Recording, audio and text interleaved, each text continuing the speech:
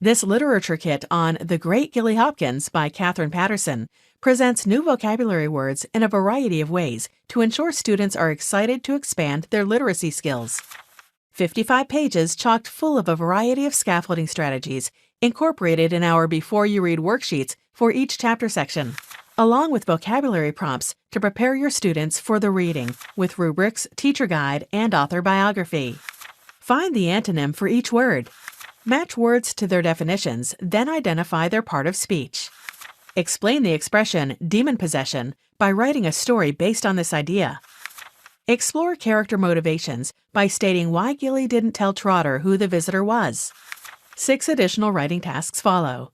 Supplement an existing unit with in-depth writing tasks, such as writing a personal reflection on the poem found in the story.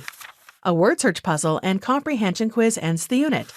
The easy marking answer key works by lining up perfectly with the matching question pages. 3-color posters, which are graphic organizers, completes the resource.